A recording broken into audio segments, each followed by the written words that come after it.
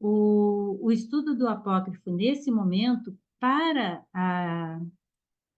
a editora Garbalux e as pessoas que nela trabalham está sendo muito interessante, porque a gente está trabalhando com o Códice de Bruce, que vocês vão ver, já viram, né, e vão ver hoje novamente, referências de que há muita proximidade entre Pisofia, Códice de Bruce e o Apócrifo de João, como fontes primárias e importantíssimos para entender o conteúdo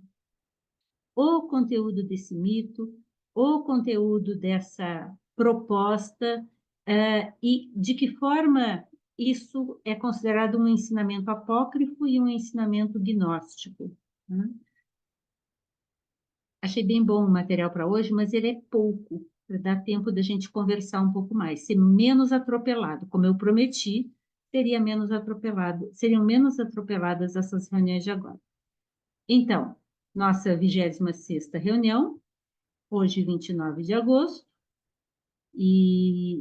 pronto, andou.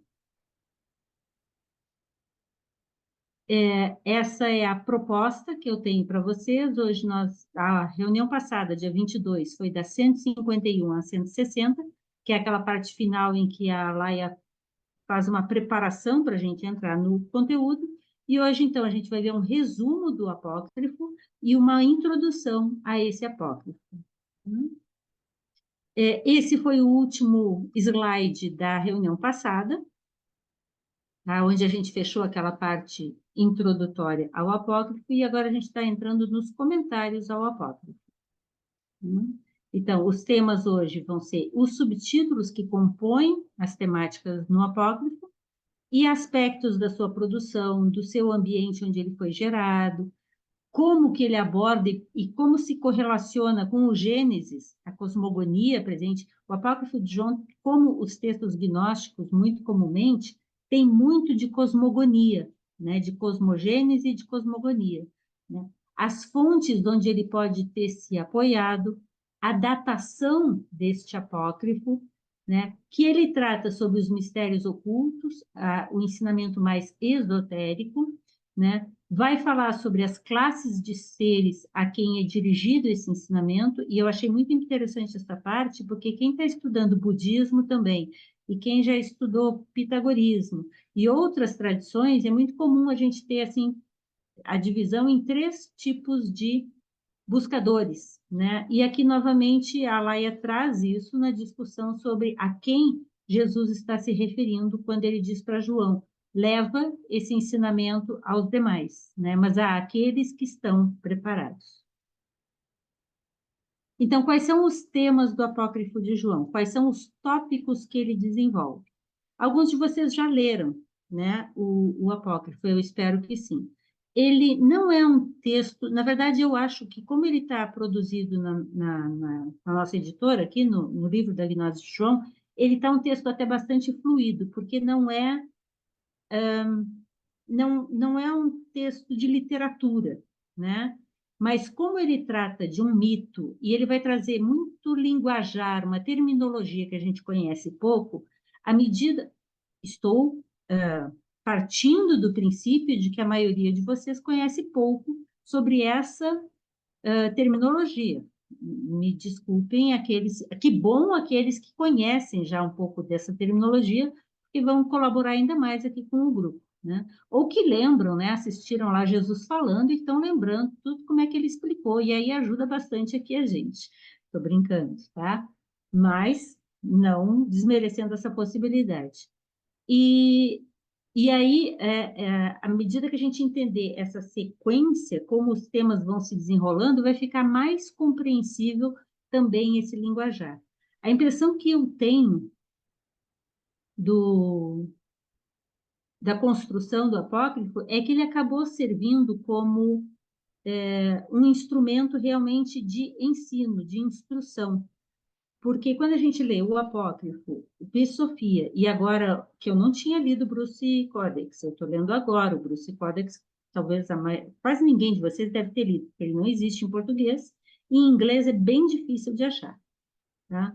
Lendo eles agora juntos, eu já tenho algumas outras leituras, como cada um desses termos, como essa busca como essa proposta colocada como sendo a proposta de Jesus oferecida a João, se salienta melhor, como os termos passam a fazer mais sentido.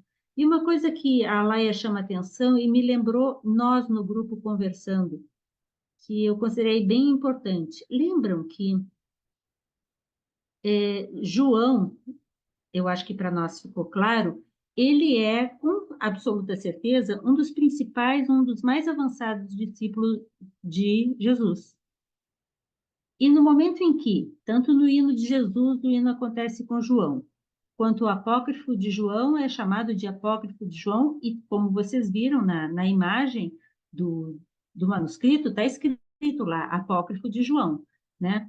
É atribuído a ele uma competência em termos de domínio do conteúdo que Jesus está passando, da instrução que Jesus está dando, é bastante grande. E aí a gente lembra o que a gente conheceu sobre João. Bom, João aparentemente pode ter feito parte dos essênios. João conhece a temática grega, o helenismo, bem claramente ele tem domínio sobre esse conteúdo.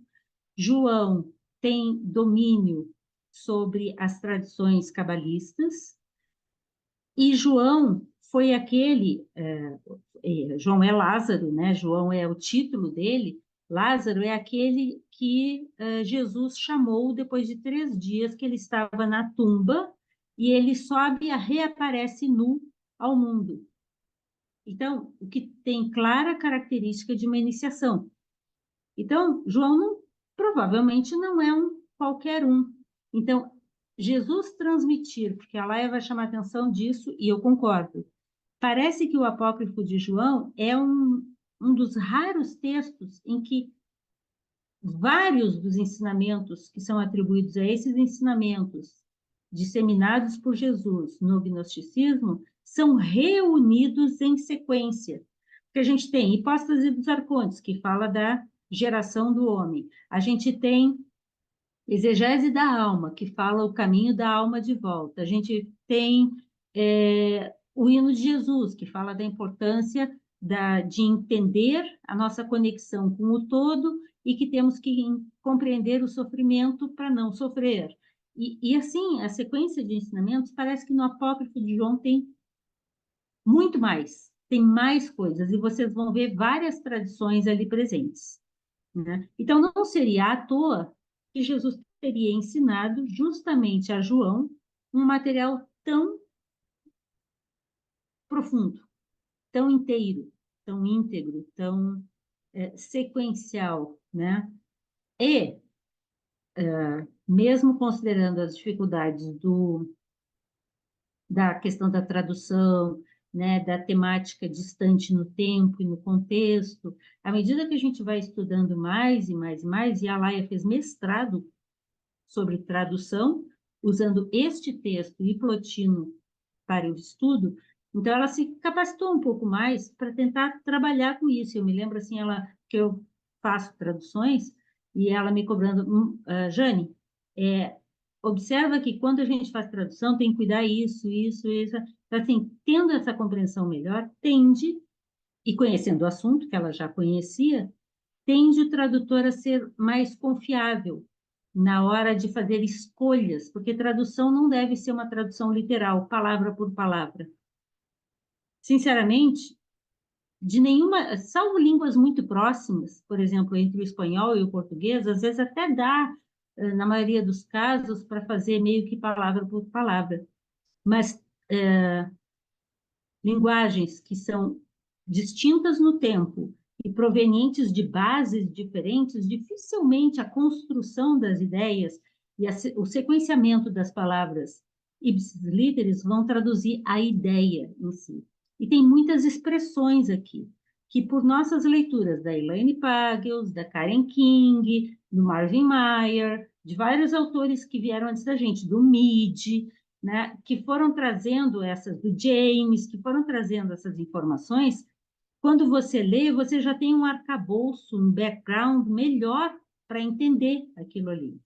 Então, a gente vai se apoiando um pouco também nisso. Eu acho muito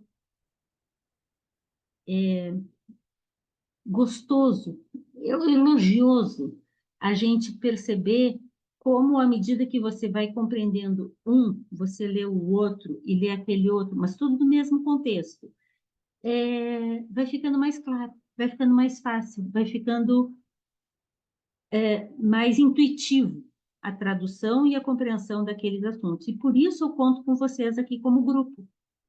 O que diz a intuição de vocês, com as leituras de vocês, também sobre tais assuntos. Porque a gente vai conseguindo aprofundar e vai conseguindo abrir melhor a nossa mente para a compreensão de tudo isso. Então, Jane, quais são os temas que estão no apócrifo? Ele, inicialmente, ele tem a abertura onde o mestre, Jesus, aparece para João. João está lá, triste, na caverna tal, e o mestre aparece. E, inclusive, a aparição desse mestre, de Jesus, se dá de diferentes formas. Ora, ele aparece como um velho, um ancião, e ora, ele aparece como criança. E ele diz para João, eu quero conversar contigo, né? Depois, aí, Jesus começa logo com um assunto leve, falando da mônada, do uno, do todo, do absoluto, né? É o primeiro tema que eles têm de conversa ali. O apócrifo é um diálogo entre Jesus, quer dizer, é colocado como um diálogo entre Jesus e João. Se é de fato, eu não posso confirmar, mas, inclusive, essa é uma das discussões que a Laia vai apresentar agora, bem no comecinho. Logo em seguida, para falar do uno, do todo, do absoluto, a relação com a mônada tal, ele vai falar sobre qual é o primeiro poder, que é chamado de pronoia ou barbelô, ou de pronoia barbelô. Lembra que a gente viu na reunião passada sobre essas terminologias. Vamos? Pronoia barbelô, que é esse primeiro poder, a partir da força do uno, que não se modifica, não faz nada, não é gerador, não é criador, ele simplesmente é a força que é então gerado o primeiro filho, o primogênito, né? Que é o filho único, que é o Cristo, né? Então, essa força é a força que vai estar no centro da geração da humanidade, tá? Cristo trabalha, entre aspas, a palavra trabalha, ele se movimenta e ele é auxiliado, né, por falta de palavra melhor, por 4 luzes e atuam nos eons. Eons como dimensões, espaços, etapas, né? E as 4 luzes que aparecem os nomes e suas relações com qualidades. Daí, por força do movimento desse Filho único, que é o Cristo, com as 4 luzes nos eons, é gerado o Adão Cadmon, o homem primordial, a humanidade, não é um homem, né? É a humanidade, é o antropos. Dessa questão vai aparecer, então, a partir daí, o mito de Sofia, né? E a queda de Sofia, essa luz que foi colocada dentro deste homem primordial, que vai fazer com que essa Sofia queira gerar isoladamente e gere, então, uma figura ignorante, né? Que é dual, né? Que é o demiurgo, e o demiurgo trabalha em apoio, junto com os seus 6 companheiros, né? Outras 6 forças, os 7 arcontes, né? O demiurgo e Aldabaoth e os seus arcontes. Então, assim, Sofia percebe a bobagem que fez, ela então tenta resgatar a criatura que foi criada do barro, da terra. Aqui a gente vai ver bem o Gênesis funcionando, né? O Adão, a Eva, Zoe, aqueles nomes todos. E a Sofia, então, tenta se redimir e retornar à casa do pai. Ela faz as suas súplicas, então também vão estar citados aqui outros materiais que nos remetem a explicações dessa temática. Essa humanidade, espera aí que deixa eu tirar uma coisa aqui da minha frente.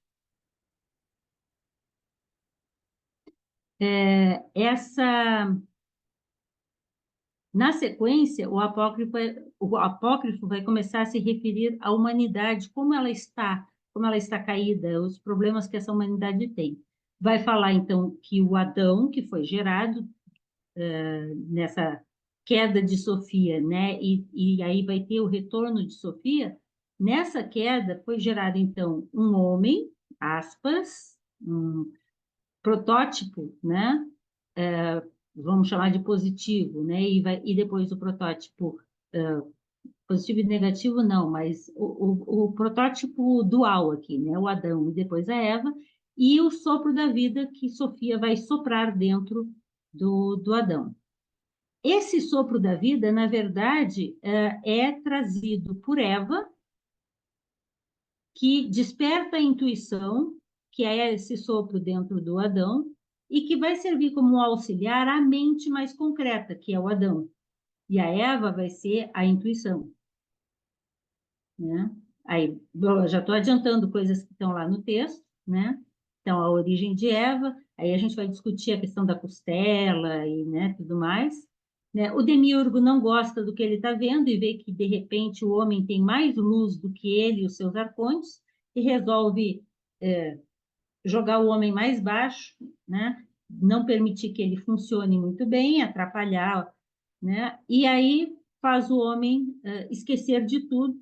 As águas do esquecimento têm a ver com isso, o destino das almas, e aí as decisões, então, que a alma, tendo consumido do fruto da árvore do conhecimento do bem e do mal, e do fruto da árvore da gnose, porque são duas árvores, ela passa a ter a possibilidade de se livrar dos arcontes, se livrar das águas do esquecimento e retornar à casa do Pai, no seu caminho de volta, né? Mas essa mente, por quê? Porque essa mente está aprisionada, a mente humana está aprisionada por essa água do esquecimento, por esse conjunto de contaminações que o demiurgo representa, o demiurgo e seus arcontes, né? E existe essa possibilidade, né? Então há um clamor, um canto de retorno à casa do Pai, e aí tem um belíssimo hino, um hino de Pronóia, né? O hino da providência divina no final do texto, que é uma súplica, né, para esse retorno, e a conclusão do apócrifo. Vê, falando assim parece até simples, né? Então, agora nós vamos estudar o apócrifo em pedacinhos. E aí eu gostaria que cada vez que a gente terminar a discussão de hoje, por exemplo, de cada reunião, vocês vão lendo o apócrifo e vocês vão ver como ele vai se tornando menos hermético, né? Ou mais intuitivo, né? Então, deixa eu tirar a telinha que eu botei aqui na frente para enxergar vocês melhor. Então, vamos lá. Cadê meu cursor? Aqui. Muito bem. Então, a abertura dos comentários, novamente, são passagens do próprio texto, né? Segundo a Alaia, essa é uma das narrativas mais estruturadas e coerentes do mito gnóstico clássico que chegou até nós. E é também um dos que apresentam mais claramente, além do mito em si, da história em si, do relato em si, tem uma abordagem filosófica. Então, vocês vão ver influências filosóficas nos comentários que Jesus e João trocam durante esse diálogo, supostamente um diálogo entre eles. A autora destaca que é clara a popularidade e a importância do apócrifo, porque quantas cópias tem dele, como ele é citado em outros autores, e até mesmo o Irineu de Lyon, né, que era o principal líder intelectual da formação da ICAR, ele cita o apócrifo de João para criticá-lo, né? Então, é muito clara essa popularidade, essa importância que o apócrifo de João tem na antiguidade. Vejam, ter 4 cópias dele em contextos, às vezes, diferentes, é bem interessante. Se estivermos, diz Alaia, se estivermos interessados no que Jesus ensinou, isso é uma provocação que ela faz, mas eu gostei. Se estivermos interessados em o que Jesus ensinou, antes que tenha surgido uma instituição eclesiástica que decidiu o que nós devemos ou não pensar, o que devemos ou não rezar, o que devemos ou não aceitar, diz ela, teríamos grande proveito em estudar o Apócrifo de João, por essa sua importância e por a sua antiguidade, proximidade e quem são seus autores, né? Se forem Jesus e João. A Alaia sugere que deveríamos almejar, como Jesus recomenda, a essa gnosis perfeita, capaz de fazer com que a enóia, a perfeita intuição, a mente pura, desperte a mente. E aí ela não diz que mente é essa. Então, a mim me pareceu que é a enóia, que é a mente que está em nós, e a mente ainda maior, a mente divina, a pronoia, o nous. Por tanto tempo presa nas aparências do mundo, dos deleites e enganos, que é um tema que está no hino de Jesus, né? De ficar preso aos apelos do mundo e não se dar conta que a gente está enrolado, envolvido, né? E é necessário, então, o desapego dos nossos fatores mentais, dos nossos pensamentos, das nossas percepções, um desapego em relação às aparências do mundo que nos envolve, né? Que nos cria desejos e envolvimentos. E ela cita o Garcia Barzan, que é o que eu nunca lembro, Francisco Garcia Barzan, eu acho que é isso, que é um argentino que traduziu Piso Sofia e a Biblioteca de Nag Hammadi ao espanhol, e eu gosto das traduções dele. É legal ler ele com outros, entendeu? Você vai lendo vários simultaneamente e você vai entendendo melhor o conteúdo. A gnose, diz Bazin, possui uma universalidade que é semelhante ao tipo de conhecimento que se origina na noesis platônica, traduzida como intelecção, né? Aquela condição de nous que leva à noesis platônica, essa funcionamento mental, essa intelecção, né? Que foi traduzida como intelecção platônica, noesis platônica. Então, a gnose, segundo Bazin, leva a um tipo de conhecimento semelhante ao que Platão dizia disso, ou a intuição, que é a palavra anubhava, do hinduísmo.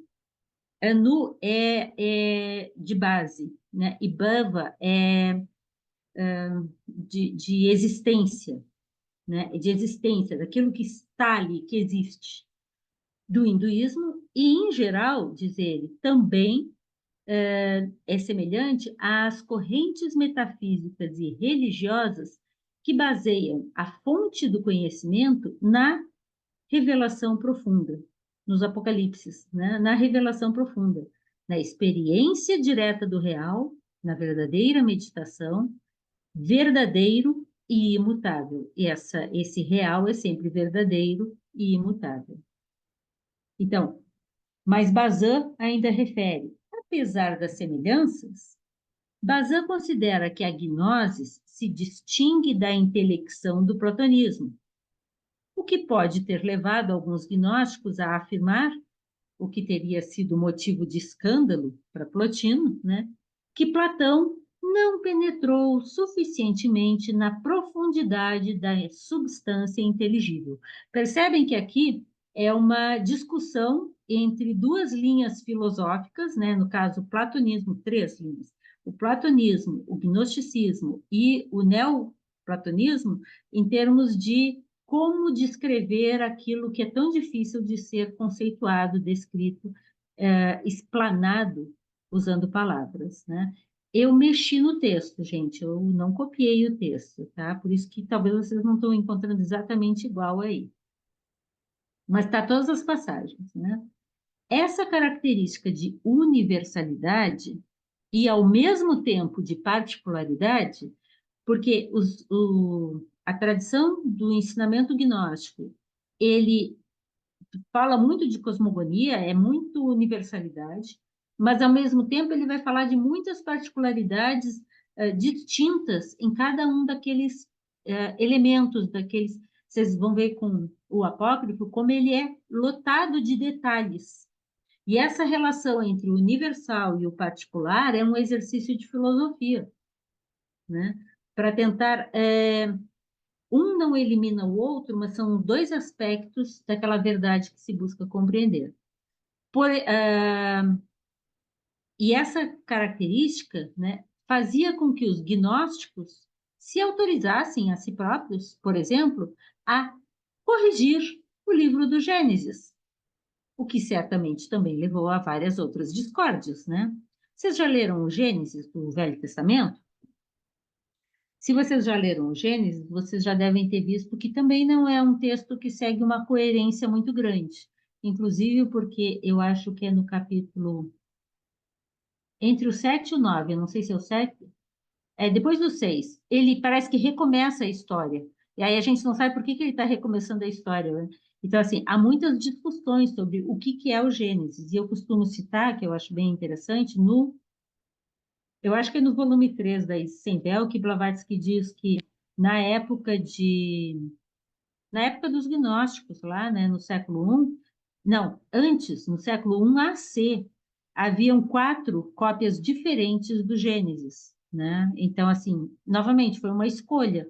Que bom, pelo menos fizeram uma escolha, trouxeram alguma coisa, mas certamente muito se perdeu daquele Gênesis que teria sido o original, né?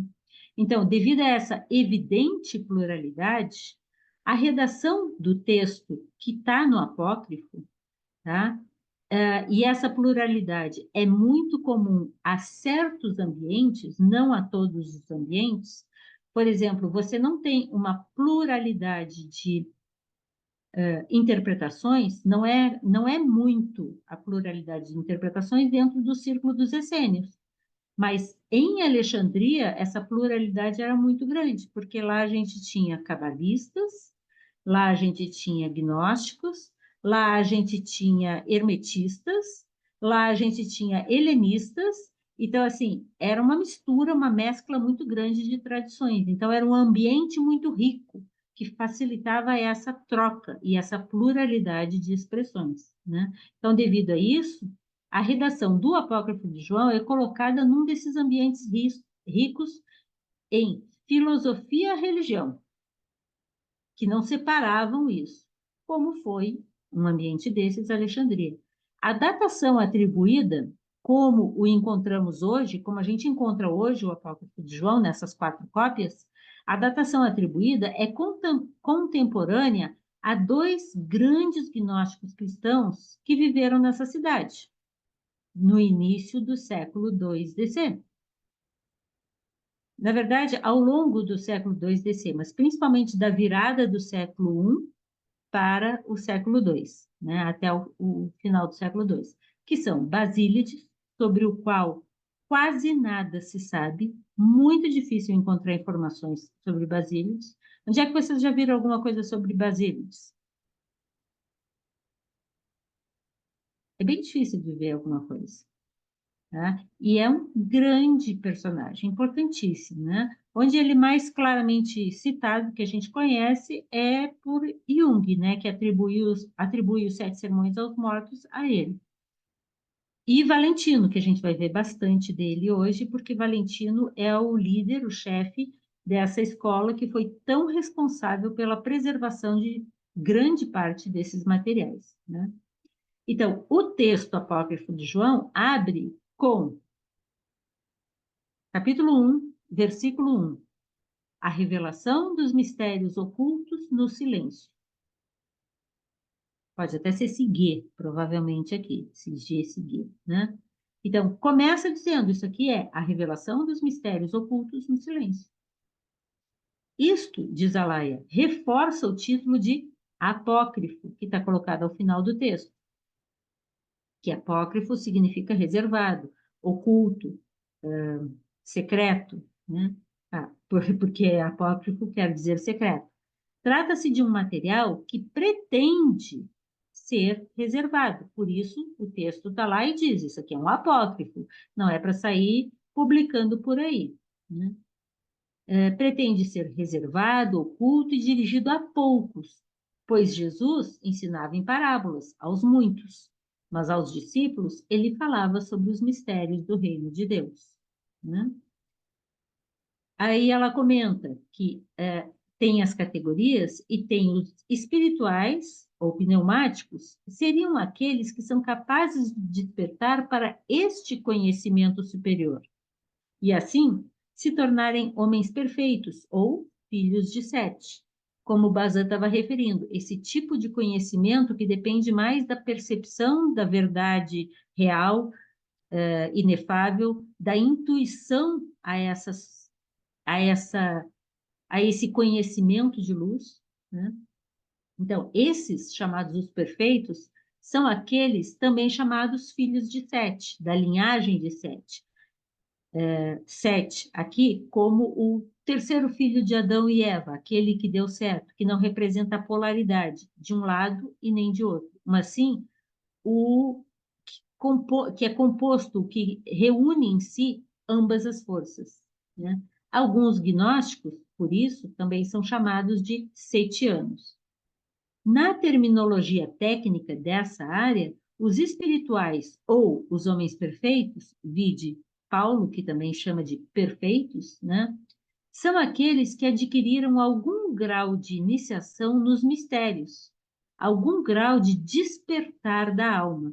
E por isso, Jesus Hierofante transmite a esses a sabedoria. E por isso ele vai, nessas primeiras páginas aí que vocês estão vendo, Jesus vai recomendar e vai exigir uma capacidade, um treinamento, uma qualificação para serem capazes de receber tais ensinamentos. Isso tem a ver com aquilo que eu estava comentando antes. João, com certeza, penso, pelo que se conhece do João, ele tinha todas essas qualificações. Então, não seria à toa que Jesus teria escolhido a João para atribuir a ele esse tão especial texto, esse tão essencial e especial ensinamento que é tão complexo e tão completo. Eu vou andar só mais esse slide, mas eu estou aqui aguardando vocês levantarem a mãozinha, né? Então, aqui é aquela divisão. Em geral, os gnósticos dividiam as pessoas em materiais, psíquicas e espirituais. As palavras são rilê, né, que diz respeito não à matéria, coisa, né, não é coisa, mas é aqueles que são de postura mais densificada, mais polarizada, mais multiplicidade. As psíquicas, que estão nesse intermédio, né, em que são mais envolvidas por essa busca oscilante de para qual caminho se fica mais na parte mais material ou se volta mais para o aspecto mais espiritual, que é a psique, né? E o pneuma, que é o nous, né, que é o espiritual.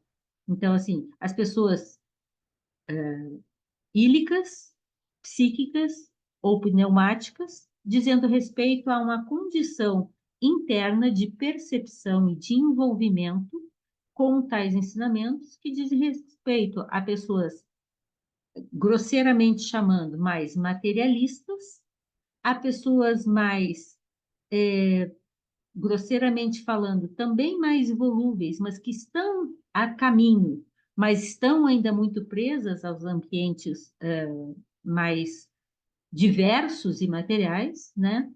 E não precisa ser pessoas, né? Mas há pessoas mais espirituais, mais livres das amarras ao mundo, aquelas que percebem e conhecem, gnosticamente falando, aquilo que é o real. Paulo também se refere a esse mesmo sistema. Por exemplo, em Tessalonicenses 1, capítulo 5, 23. No primeiro de Tessalonicenses 5, 23. Que todo espírito, alma e corpo, que todo pneumático, psíquico e ílico de vocês sejam preservados irrepreensíveis na vinda do Cristo. Ou seja, não basta só manter o corpo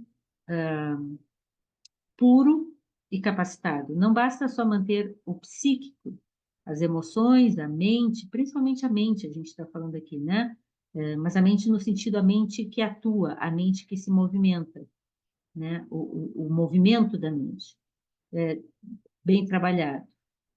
Também é necessário conhecer gnosticamente aquilo que é do espiritual, aquilo que é da pura luz, aquilo que é do Cristo, aquilo que é a fonte referencial de luz que a todo o resto sustenta e alimenta.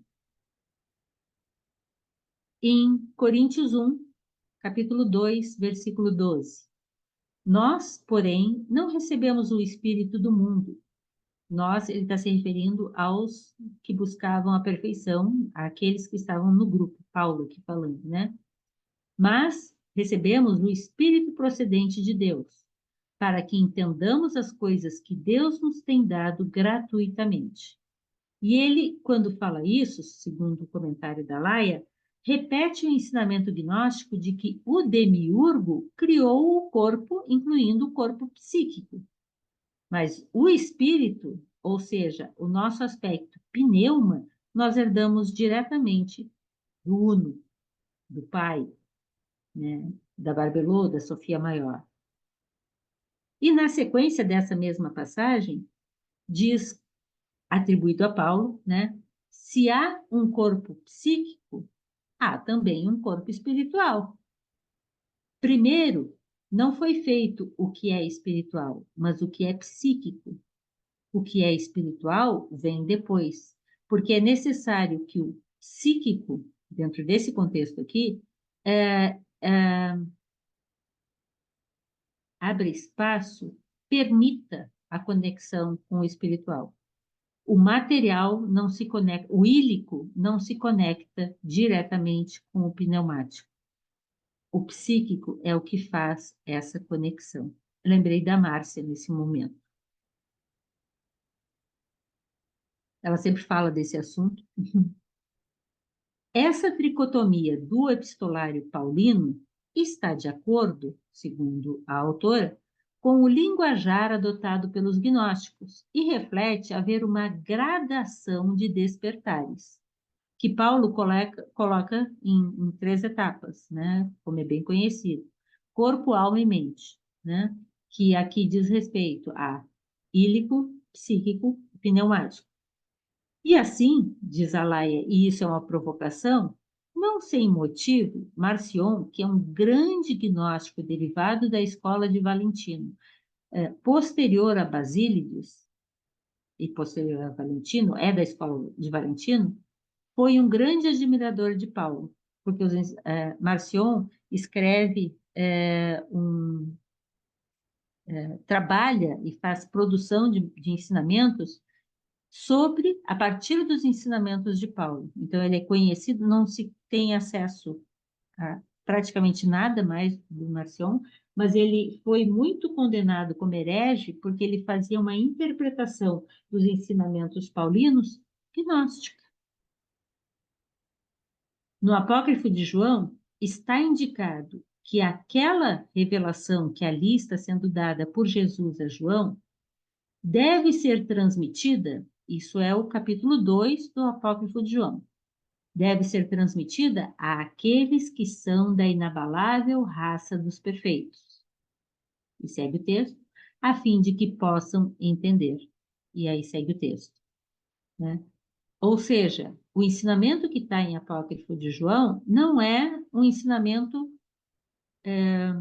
corriqueiro, mas é um ensinamento que, para o seu adequado entendimento, para a sua compreensão mais profunda, exige uma capacitação pessoal, física, psíquica e conexão espiritual.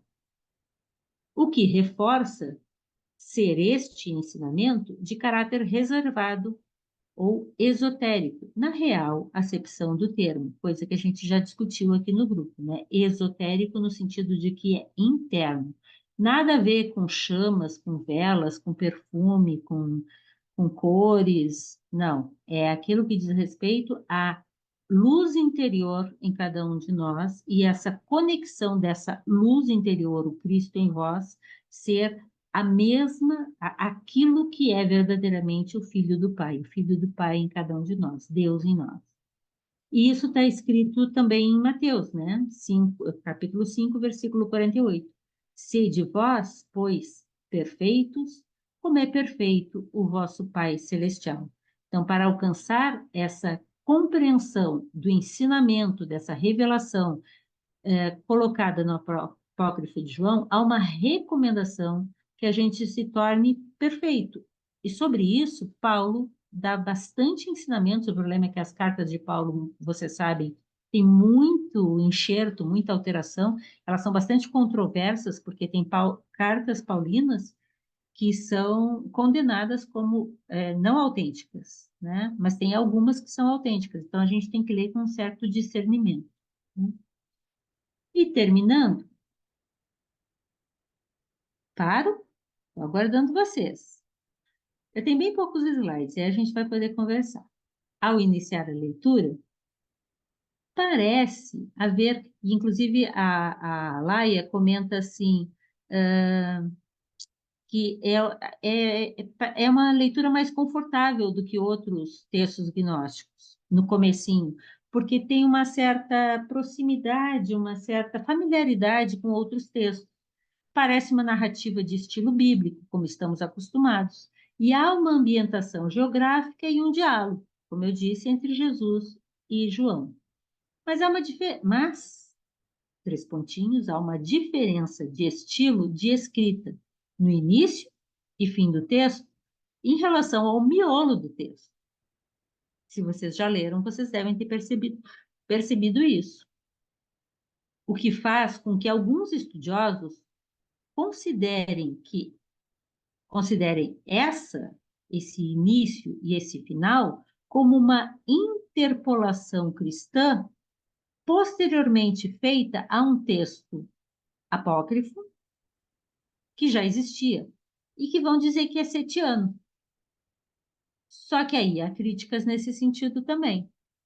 A visão geral é que havia um original de gnosticismo setiano que teria sido, então, editado na importantíssima escola valentiniana de Valentino, século II DC, tanto em Roma como em Alexandria existia essa escola e ele era muito respeitado. E nesta escola ele teria recebido, feito cópias e tal, e recebido acréscimo, que deixou este material com um tom mais cristão bíblico. Fez uma aproximação, essa é uma consideração, que teria feito uma aproximação a partir de um texto atribuído a João, que é de teor mais setiano, com a linguagem do mito gnóstico da queda de Sofia, com a fala das forças dos arcontes, com todo esse linguajar típico dos textos setianos, e que teria sido, então, acrescentado, talvez, ao início e ao final, algo com teor mais cristão, cristão gnóstico, cristão bíblico, para dar um tom mais favorável. Ou, que também é uma outra possibilidade, porque Valentino conhecia muito bem todos esses materiais e tinha uma excelente memória e arrumou e organizou e qualificou muitos desses textos. Assim, a gente tem estudado muitos textos de Valentino. Então, diz a Laia, muitos argumentam isso, de que teria havido essa colocação extra, como uma forma de afirmar que o apócrifo de João não é um ensinamento, entre aspas, cristão, e que a inserção da figura de Jesus seria um tanto quanto artificial naquele texto. E aí a Laia traz novamente a Karen King, no seu texto sobre o apócrifo de João, e ela diz: é relativamente fácil, sobre o texto do apócrifo, remover do texto do apócrifo todas as referências tanto a Jesus quanto a João, sem causar qualquer grande perturbações à história que ali está sendo contada. Você retira as referências a João e Jesus e o texto continua ok. Mas fica diferente, mas continua ok. E nesse sentido, então, alguns autores pensam o que a Karen está deixando claro aqui. Os dois nomes aparecem apenas na introdução e na conclusão do texto e podem perfeitamente ser retirados sem que o texto perca a coerência, a homogeneidade. Então, vamos falar um pouquinho do Valentino. O Valentino, como eu disse, é do século II, um influente líder gnóstico cristão, muito respeitado na comunidade cristã dessa época. Vamos lembrar, que época é essa? É posterior a Paulo, Apolo e aqueles que foram, primeiramente, pela primeira vez na história, chamados de cristãos, que foi justamente esse grupo de Paulo e Apolo como é que chama? Eu esqueci. Ali na curvinha do Levante com o sul da Turquia, na cidade que era Síria, né? Hoje é Turquia. E lá foi a primeira vez no século II, em meados do século I DC, desculpa, em meados do século I DC, quando pela primeira vez aparece esse termo atribuído a esses personagens, chamando-os de cristãos. Não que a palavra Cristo já não existisse desde os séculos V, VI AC. Tá? Valentino era muito respeitado, inclusive, pelos ortodoxos. E ele dirigia uma escola, tanto em Roma quanto em Alexandria. Sua escola é considerada provável responsável pela preservação e escrita de muitos textos. Não dá para provar isso, mas muitos dizem que a biblioteca de Nag Hammadi é fruto dos materiais que Valentino tinha possibilitado as cópias e a escrita e tinha sido divulgado, difundido para outros grupos. E assim chegou àqueles monges no deserto que os guardaram naquela montanha de Altarif, né, onde foi encontrado cerca de 2.000 anos depois. Não, 1.600 anos depois, né? Entre os textos atribuídos à escola de Valentino, são muitos, mas entre eles a gente tem a própria Pistis Sophia, a obra Pistis Sophia é atribuída à sua edição a Valentino, o Evangelho da Verdade, cuja autoria é atribuída a ser de Valentino, é um evangelho relativamente curto, bastante filosófico, mas não é um evangelho da forma tradicional, são ensinamentos. A Sofia de Jesus o Cristo, que é aquele texto semelhante à Pistis Sophia, e que está tanto no Códice de Berlim, junto com o Apócrifo de João e junto com o Evangelho de Maria Madalena, quanto em Nag Hammadi, também junto com o Apócrifo de João. O texto Hipótese dos Arcontes, que é uma descrição da cosmogonia, a exposição valentiniana, que é um conjunto de ensinamentos atribuídos a Valentino, a interpretação da Gnosis, que é um texto curto, falando sobre o que é isso, né? O Tratado Tripartite, que descreve um pouco da visão, da descrição de como seria a construção desse cosmos que vem se manifestando, né? E é chamado tripartite porque existem três limites, né? O que se correlaciona, obviamente, com os mundos ílico, psíquico e, e noético, né? E outros muitos textos, eu só citei alguns aqui, a Laia citou alguns, eu trouxe mais alguns. Porém, para discutir essa questão, as definições do cristianismo e do gnosticismo nos séculos I ao século IV DC são discutíveis. Lembrem, a gente já viu isso. Não havia cristianismo antes do século, de meados do século I. Na verdade, haviam grupos que estudavam essas tradições. E quando a igreja começa a se constituir e dizer isso pode ser lido e pensado e falado, e isso é relegado e não deve ser usado e manda queimar os materiais, começou a ser estabelecido um parâmetro, uma definição, uma escolha feita por um grupo de bispos que disseram isso pode, isso não pode, isso é cristão, isso não é. E foi reconstruída uma história, né? Então, as fronteiras desses rótulos, do que é de fato cristão ou não, são tênues. Como a gente viu, é do século IV que tem aquela determinação do Atanásio, né, de definir isso pode, isso não pode. Então, é uma situação que levou muitas décadas, né, se estabelecendo. Então, se a gente se reportar àquele tempo, ao tempo, por exemplo, de Valentino, meados do século II, ele morre no final do século II, não existia essa definição, essa distinção clara, né, do que é cristianismo, o que é gnosticismo, o que é setianos, que é e nem havia difusão como hoje a gente tem, né? Então, diz o Zlatko Plessy, né, que é um estudioso dessa área, e se ele não é vivo, ele acabou de falecer. Ele é amigo, ele é conhecido da Laia, inclusive. O apócrifo de João, às vezes, se aproxima mais de textos não inclusos nos textos chamados de setianos, como o exegese da alma, que é considerado setiano, sobre a origem do mundo, que é considerado setiano, e outras cosmologias valentinianas, do que se aproxima daqueles notadamente setianos, como o halógenos e zostrianos. Esses são setianos, mas o exegese da alma desculpa, o exegese da alma sobre a origem do mundo e algumas cosmologias valentinianas não são consideradas setianos. Desculpa que eu falei errado, né?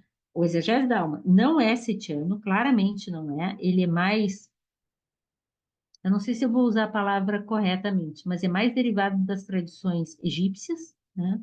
Sobre a origem do mundo, é muito parecido com a hipóstase dos arcontes, mas não é na linguagem setiana, né? E o apócrifo de João é mais parecido com eles do que com, por exemplo, o halógenos e os ostrianos, que são bem setianos, né? E são egípcios também. Portanto, é difícil defini-lo, o apócrifo de João, como setiano, porque ele não é setiano, mas ele também não é cristão. Obras consideradas de edição valentiniana, como, por exemplo, Pissofia, possuem em si elementos terminológicos e até mesmo doutrinários que são próximos dos escritos setianos. Não poderíamos, pergunta a autora, chamar de uma forma de cristianismo primitivo aquilo que setianos e ofitas professaram? Os ofitas ela coloca aqui como os primeiros seguidores de Jesus, que posteriormente vão ser chamados de cristãos. Mas então, esses ensinamentos de Jesus, dados diretamente àquele grupo de discípulos mais próximos a ele, não a comunidade, mas aqueles discípulos mais próximos a ele, estudando os setianos, o que foi de fato o cristianismo primitivo, não poderia ser, ela faz essa provocação, uma mescla entre aquilo que setianos e ofitas professaram? Afinal, se afirmam serem os seus ensinamentos provenientes de um ensinamento apócrifo de Jesus, então seriam ensinamentos cristãos. Se a gente atribui que o início do cristianismo está apoiado nos ensinamentos de Jesus, no sentido de que seriam uma revelação dos mistérios transmitidos por Jesus. Conseguem entender a provocação que a Laia está fazendo? Ela está nos chamando a atenção que a gente pode estar pensando que o cristianismo que a gente conheceu é o que está no Novo Testamento. Mas o Novo Testamento ignora os mistérios transmitidos por Jesus. E o ensinamento que, de fato, sustenta esse caminho de retorno à casa do Pai, esse caminho de se tornar verdadeiramente cristão, como inclusive Blavatsky fala, esse caminho de despertar em vós o Cristo, que aí vive e aí brilha, depende dos mistérios ensinados por Jesus. E não é apenas a literatura pública e as parábolas que Jesus teria transmitido. Então, diz a Alaia, Jesus seria assim, poderia ser então entendido assim, como um representante dos filhos de Sete, ou o rei dos Ofitas, que é aqueles que seguem o Cristo serpente. Vocês estão tão silenciosos.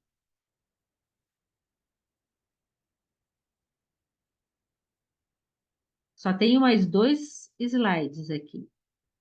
É característica de escritos reservados, é uma característica dos escritos que são mais apócrifos, mais esotéricos, mais reservados. Já te passo a palavra, Cláudia.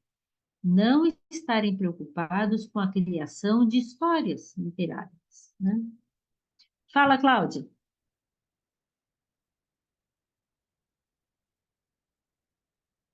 Eu queria só te fazer uma perguntinha. O que é Cristo e serpente? Cristo serpente? É, Boa pergunta, vou devolver a pergunta. Grupo, o que é Cristo serpente? Eu tenho resposta, mas eu queria, eu não falei exatamente para ver se alguém ia se manifestar. O que seria Cristo serpente? Vou jogar algumas questões. Como é que é chamado o grupo de seguidores diretos de discípulos de Jesus? A gente acabou de ver. Onde é que está? Ofitas. Ofitas. O que quer dizer ofitas. ofitas? Isso. Serpente. Serpente. E às Cristo e vezes eles são serpente. traduzidos como seguidores da serpente. Quem seria a serpente? Ah, Sabedoria. A serpente é um dos símbolos para a sabedoria. Mas se eles são seguidores da serpente, eles seriam seguidores da sabedoria. E quem é que está transmitindo a eles essa sabedoria que eles seguem? Cristos? Na Uhum. forma de Jesus. Uhum. Então, é um jogo de palavras aqui, né? E lembrem, antes que vocês perguntem, eu vou tocar no assunto, que a expressão serpente, ela é muito usada nas tradições de mistério, em contextos que devem ser muito bem compreendidos. Sim, tem a tal serpente do paraíso, né, que malevolamente entrega o fruto a Eva e convence Eva de entregar a Adão. Quando a gente estudar o apócrifo, nós vamos ver essa discussão e ela é muito legal, tá? Eu gosto muito dessa discussão. Porque a Eva, antecipando, né? A Eva é a intuição, a Eva é o aspecto luz, que provoca o Adão, que está uma mente concreta, puro pó, né? E diz: escuta aqui, ó, experimenta essa luz aqui, você vai abrir a sua mente. A serpente também é usada como nos dragões de certas tradições. Na tradição chinesa, como representação dos sábios. Na tradição indiana e na tradição budista, como representação de sábios. E também como uma representação física da Kundalini, que é aquela energia mais interna e com a qual a gente não deve mexer. Repito, com a qual a gente não deve mexer, porque todo mundo tem Kundalini. Mexer com ela sem estar absolutamente preparado, porque a Kundalini só é despertada quando naturalmente isso deve acontecer. É como mulher grávida. Quando o bebê está pronto, ele começa a provocar as contrações. Quando você está pronto, a Kundalini começa a dar seus sinais. Mexer com ela. Eu tenho amigos que piraram de vez. Não se faz isso. É uma energia, é como você ligar as torres de captação, de geração de energia direto na tua casa. Vai estourar tudo que tem lá dentro. É o que acontece. Tá? Então, assim, não é que a Kundalini é ruim, não é isso. É que ela é uma força que o nosso corpo não suporta, a não ser que ele já esteja muito iniciado, muito avançado no caminho. Tentar despertar Kundalini para avançar no caminho é tiro no pé. Na verdade, é tiro no coração. Então, o primeiro é fazer todo o caminho de capacitação, de purificação, de qualificação, de desenvolvimento de habilidades, de retirada de máculas, tal. Naturalmente, pode ser que isso venha a se manifestar, porque é uma energia que todos nós temos. Mas não que ela deva ser desperta para acelerar o processo, porque é o contrário. O aceleramento do processo é que pode despertar, o processo real é que pode despertar a Kundalini, não o egoísmo. Mexer com Kundalini por interesse acabou com a tua alma, tá? E não estou brincando, não. O negócio é muito sério. Então, assim, aqui também é o Cristo serpente. Nesse sentido, também ela serve. Porque ela é uma representação direta do Cristo. Você tem Cristo desperto em você? Você já ouviu falar? Tem um tal de grupo núcleo Lux de Ziu aí que fica falando que tem um Cristo dentro de vós, igual o Paulo lá disse e tal, que a luz está em vós, ela precisa ser desperta, sim, mas ela precisa ter espaço para despertar. Aquela imagem, eu gosto muito dessa imagem do vaso imundo, sujo, cheio de barro, meleca, todo pintado. Aí você acende a luz forte lá dentro, primeiro a luz não vai se expandir. E segundo, ela pode queimar aquilo tudo que está ali e acabar rachando o vaso. Você tem que estar pronto para que a luz possa sair, para que a luz possa despertar. Então, assim, construir o vaso, purificar o vaso, para que então isso naturalmente se expresse, é diferente. Abrir as janelas quando o sol já está capaz de penetrar essa casa, né? Então, Jesus é um representante dos filhos de Sete, ele é um dos filhos de Sete, com certeza. Segundo a tradição, sim. Né? Peraí, que não está aparecendo para mim aqui. O rei dos Sofitas, sim. Aqueles que seguem o Cristo serpente, aquele que representa a serpente da sabedoria. Como tal, como ele é o Cristo, o Filho único, aquele que despertou, que permitiu em si a capacidade de mostrar o Filho de Deus, de ser o Filho de Deus. Né? E tantas outras palavras que vão ser usadas em diferentes tradições. Né? Um verdadeiro Nirmanakaya. Tá?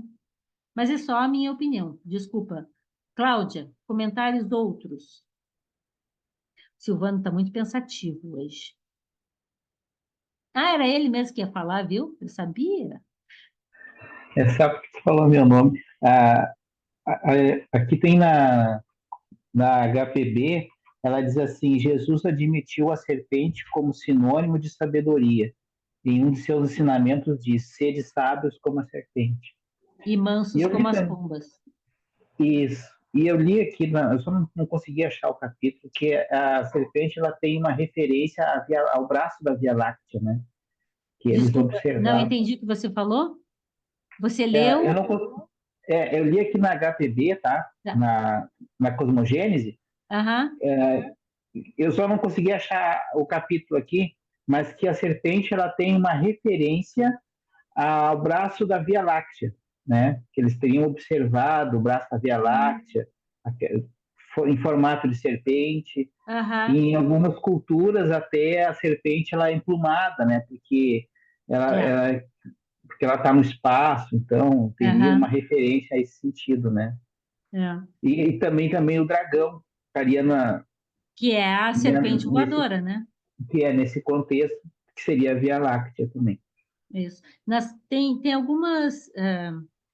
nas tradições chinesas também tem isso, né? E mesmo no Brasil, tem algumas tradições mais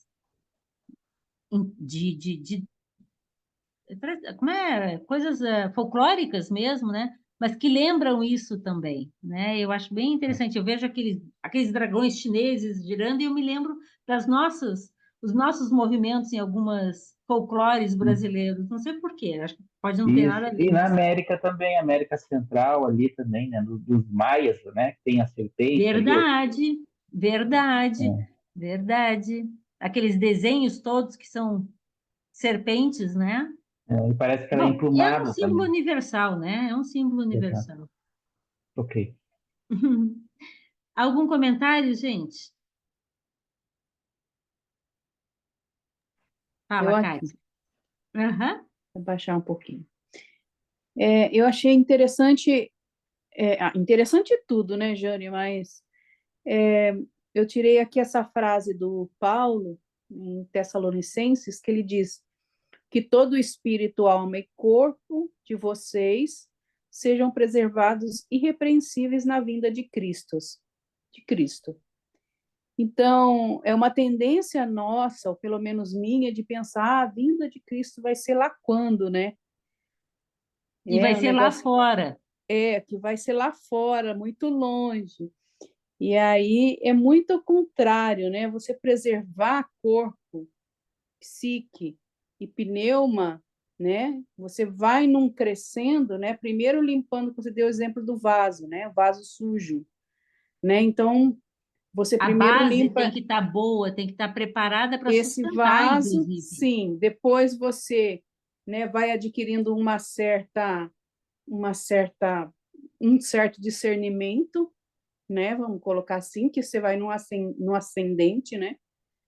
E aí um psíquico talvez se Mais iluminado. modele, né? Se modele de uma forma melhor, mais íntegra, para depois então esse pneuma ou vir até nós através da graça, ou a Boa. gente, né, alcançar Uhum. esse lugar Aham. psíquico, né, não sei nem como dizer, mas interior, né, para chegar até um local, para que haja esse casamento crístico, né, uma cisígia, né, nesse Kátia, local. é, você não tem, porque é uma sensação que eu tenho, e assim, você falando, você está traduzindo muito dessa minha sensação de certo desconforto, mas eu tenho às vezes a impressão que, devido à nossa inserção cultural, à nossa linguagem, à nossa educação, a gente tem muitas vezes, e eu estava me rindo aqui, não rindo de você, mas dessa dificuldade que você estava tendo, porque eu tenho a mesma dificuldade. Parece que eu sei o que eu quero dizer, mas eu não sei como dizer, porque as palavras não traduzem, né? É, E a gente fica naquela, como é que eu posso dizer o que é? Então, talvez a nossa, a construção do nosso ser humano atual, e aí eu não sei lá no passado, não valorize a necessidade da gente encontrar palavras, uhum, expressões, figuras, imagens para traduzir, para uhum. descrever coisas que a gente sente dificuldade, e eu acho que foi isso que você estava dizendo, é uma coisa que eu digo, que é essa dificuldade de traduzir, de descrever algo que a gente sabe, que a gente sente, mas a gente não sabe como dizer, como é É que porque é. não é algo exato, né, Jane? E por Não é que as coisas óbvio, têm que ser exatas? né? Então é assim, como diz Jung, você vai construindo toda um arcabouço Um arcabouço. de conhecimento, tanto externo como interno, né? Mas é numa espiral, né? Então a gente vai e vem e desce mais um pouquinho, sobe mais um pouquinho, né? Então não dá para você se referir a esses estados de consciência cada Uhum, vez mais ampliados de uma forma objetiva, né? uhum. Então, quando talvez quando eu quis me expressar, eu deixei um pouco assim, parecer que eu não sabia direito me colocar, mas é assim, é porque é muito complexo você dizer isso, né? Você sair de um lugar e você ir galgando outros. Então, tem Uhum. muita coisa implicada num simples gesto ou numa mudança de pensamento, de visão. É tudo muito complicado, né? É Complexo. muito complexo. Complicado também. E eu Uhum. achei, então, depois disso, eu achei muito interessante a fala que o espiritual vem depois, né? Porque quando você está muito embaixo, a gente não tem condições para receber esse espiritual. Acho que como você estava falando da Kundalini, né? Como é que eu vou despertar uma Kundalini se eu não tenho uma estrutura psíquica suficientemente disponível para isso, talvez? Hum. É. Eu achei muito boas as tuas palavras. Eu não quis dizer que você não soube se expressar. Eu só senti uma semelhança na dificuldade, muitas É vezes. Eu não tenho difícil. dúvida de coisas que eu quero É dizer, mas as palavras não traduzem isso. difícil, é difícil. Né? E depois o que eu também acrescentei aqui, que a revelação será feita aos pneumáticos, né? Que talvez eles tenham a capacidade de entender o que está sendo depositado, né? Que essa graça nos traz, através de muitas formas, né? Pessoas, formas. Então, a gente vai construindo devagarzinho e, de repente, né, você tem, assim, um Uma sensação de vislumbre de alguma conexão. coisa, né? Mas o caminho é bem pela porta, bem estreita mesmo. Perfeito. Eu gostei muito, se me permite, só um pouquinho Claro, daí, Cláudia, já passo. Mas a Kátia, até pela formação dela, ela usou uma expressão que eu achei, a mim, se traduziu, me ajudou muito a traduzir a ideia de psique, que há pouco eu estava tentando fazer essa ideia de que ela conecta, e aí você disse assim, porque está no texto, inclusive, né, que depende da psique primeiro, para que ela possa se abrir, se ela não tem elementos de conexão, o nus, o pneuma, não tem como, com quem conversar, né? E aí você falou então da espiral. E aí você falando da espiral, que às vezes sobe um pouquinho, às vezes desce, às vezes está mais para a direita, mais para a esquerda, mas você está naquela espiral. Talvez a espiral seja exatamente o funcionamento da psique, fiquei pensando, porque ela sim, se fundamenta no sensorial, que é material, né, que é Uhum, ílico, o sensorial direto, né? uhum, E ela depende, para ser uma psique aberta, ela depende do luz. sim. Então, é ela que sobe e desce, enquanto ela não se estrutura relativamente equilibrada, relativamente harmônica, né? Não Sim, que é tem o que é a como, né? nossa vida. Não tem como. Então, a gente tem que ter muita paciência nesse sentido, né? E essa é a função psíquica mesmo, né? Ela sempre em espiral, é sempre o nosso conhecimento fora e o conhecimento, o autoconhecimento, Uhum. sempre se dá numa forma espiralada.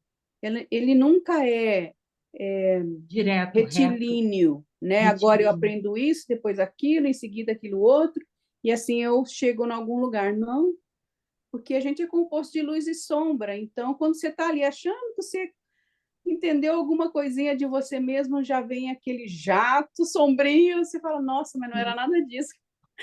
Aí mistura tudo e volta tudo de novo, né?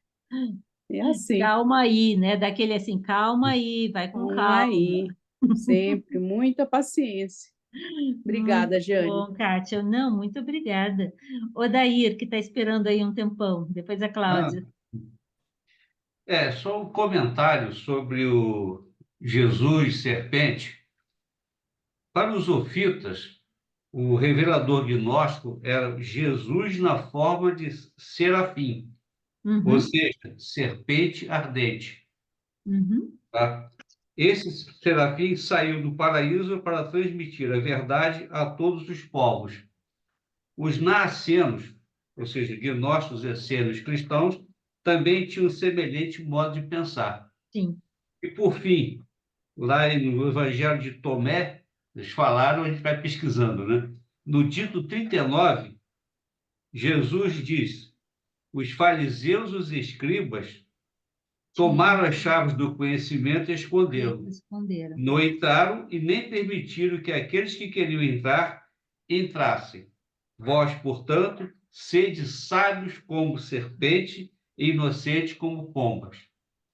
E só um comentário que o Silvano falou, quando nós falamos do serpentário, a serpente espacial aqui, constelação de Hidra, a serpente, tem ali a constelação de Ofício, onde funciona essa serpente, passa toda na linha da cintura, que faz a referência básica à nossa Kundalini, que é o Uhum. ser despertado da forma errônea, sem Faz comentários, um né? A gente já estrago. mostrou parcialmente. Só esse comentáriozinho. E que tem a ver com a cingir a cintura, né, de João Isso, Batista. que é diferente da linha do coração, a Jung. Tem muita coisa. Muito bom, Adair, obrigada. Cláudia, Curiosidade assim, pequena aqui. Aqui diz que você diz que tem muito pouca informação de Basílides, né?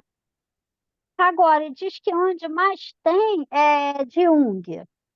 não, Mas não é Jung onde, não é que de onde mais tem. Do pouco que se conhece, um pouco se conhece pelos comentários que Jung faz, referindo Basílides, como se aquilo que ele está colocando ali nos Sete Sermões aos Mortos tivesse alguma relação com Basílides.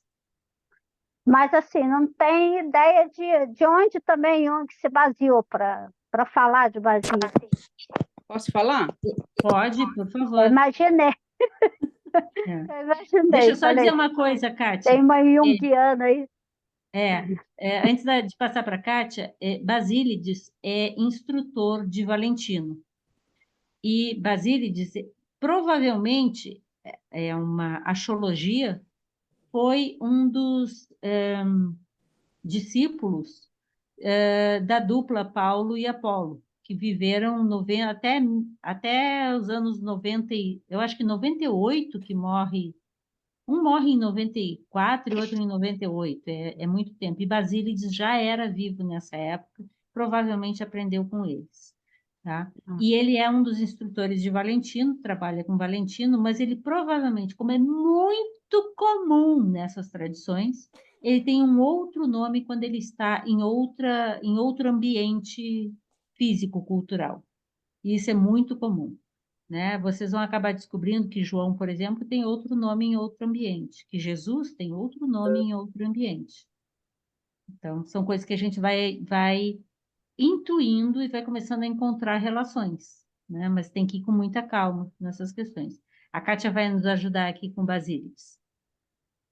Então, Basílides, esse livro, Os Sete Sermões aos Mortos, é o livro gnóstico de Jung, né? Então, Basílides conversa com ele nesse livro, conversa com Jung. E ele vai dando informações sobre a gnose, né? É um livro muito complexo, muito, muito complexo. Não, entender Abraxas ali é super fácil. Ele vai falando sobre o deus Abraxas, né? Então, ele vai explicando o que é pneuma. Enfim, tem uma cosmologia ali, né? E esse livro, meio que... os junguianos, assim, raiz, não gostam de falar isso, não, tá? Mas meio que foi psicografado por Jung, tá? Então, ele estava um dia ali na sala da casa dele, um dia normal, tomando seu cafezinho da manhã para sair trabalhar. De repente, ele tem uma situação onde ele vê e ouve o livro todo, assim. Então, os mortos retornam de Jerusalém, começa assim. Uhum. Então, assim, E os mortos estão furiosos porque eles foram e não encontraram o que eles esperavam. Exatamente. É muito legal. E por aí vai. Quem tem curiosidade, é um livro, assim, pequenininho, assim, só que de pequenininho ele não tem nada, assim. Então, mas para quem já estuda gnose, vai entender, assim, bastante coisa ali. Cara, é isso que eu ia te perguntar. Você acha que é possível, assim, uma pessoa que conhece, não é junguiana, ler esse livro? Claro que é. Claro. Perfeito. Eu tenho vontade de arriscar. Arrisca, Cláudia.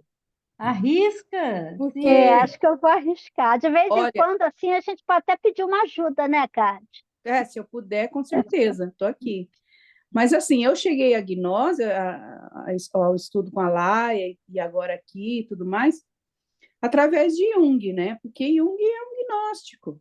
Então, ele falava muitas coisas nas obras dele sobre gnose, e aí a gente não... Você fica meio, mas o que é isso de verdade, né? E foi assim, Ele na fala, pandemia, acho que de pesquisar lá no Google por termos gnósticos e tudo mais, de repente eu me encontro com a Laia, assim, lá no comecinho da pandemia, e foi assim, me encontrei, né? uhum, Mas é bem isso. Tenta assim, Cláudia. eu vou. Eu estou com muita leitura, mas uma É A hora eu vou Gnose chegar lá. de Jung, Os Sete Sermões aos Mortos. É um livro roxo. Eu até anotei aqui. eu acho que é Legal. uma boa leitura, também gostei muito. Gostei muito. Me falam muito, é porque eu confesso que eu sou meio medrosa de arriscar Jung, mas eu já Eu arrisquei alguns que eu desisti. vou te fazer uma sugestão, não sei se a Kátia concorda, mas eu concordo com o que ela disse. Eu acho que vale a pena ler a Gnose de Jung, mas talvez terminar o Apócrifo de João te dê mais elementos para entender. Ah, Ele sim. não usa a mesma linguagem, mas apesar de usar alguns termos que não são os mesmos, a gente consegue entender um pouco da dinâmica do que ele está falando ali. Ajuda, Ele né? coloca num contexto de uma vivência pessoal que ele tem com isso. Sim, não, ele está na minha meta, mas também não é para agora, não, porque eu estou com diversos Vários. aqui ainda. Viram por que que também eu falo tanto que a gente tem que trabalhar nas aplicações práticas na vida diária dessas questões? A gente tem que viver mais de 100 anos para conseguir dar conta de tudo agora. É, Tá? Então, ó, Realmente. hoje eu fui lá ver porque minha aposentadoria de novo. Ainda não saiu, mas eu estou vendo todos os meses de ver se eu consigo me aposentar logo. e o que você precisar, Cláudia e as outras pessoas que tiverem algum interesse, se eu puder ajudar, estou aqui, porque a obra de Jung realmente é muito complexa. É. Eu não sou É. nenhuma expert, não, assim. Eu sou uma psicóloga, uma psicoterapeuta com base junguiana, de orientação junguiana, mas para ser expert em Jung, meu Só Deus, vai Jung. assim umas 5 vidas. Só Nossa. Jung. A minha terapia também é da linha junguiana. A minha terapeuta é junguiana também. Ah, E, na maravilha. verdade, quem me mostrou todo o caminho para o gnosticismo foi ela. A mesma coisa, Ah, viu? E a Kátia. É, Vamos ver o que que o Silvano tem para falar. Vamos lá. Não, Obrigada, Silvano. é só uma pergunta aí. Eu acho que eu faltei alguma aula, não sei. Existe alguma referência do termo Cristos fora da ensinamento de Jesus?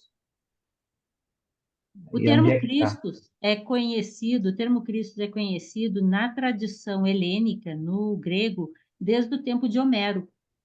E a palavra Cristo, ela acaba derivando, pelo que eu entendi, eu não sou uma especialista, tá?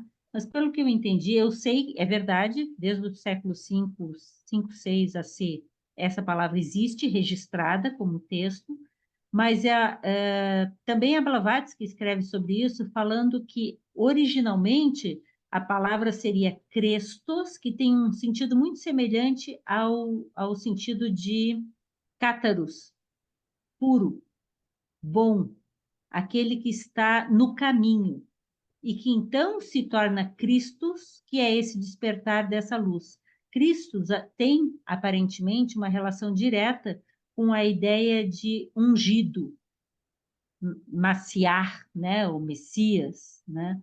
Mas ele, portanto, se é assim, se for assim entendido, essa palavra do grego poderia estar traduzindo uma palavra do hebraico muito mais antiga também. Então, assim, não é Jesus que começa a falar de Cristo, é anterior a ele, mas acaba ficando conhecido, mais conhecido talvez a partir dele. Ok, obrigado. Sim, vou fazer mais uma sugestão. Eu, particularmente, gostei muito da leitura. Existe um livro em muito bom. português, mas só vai encontrar em sebo preto, da editora Emos, que é O Caráter Esotérico dos Evangelhos.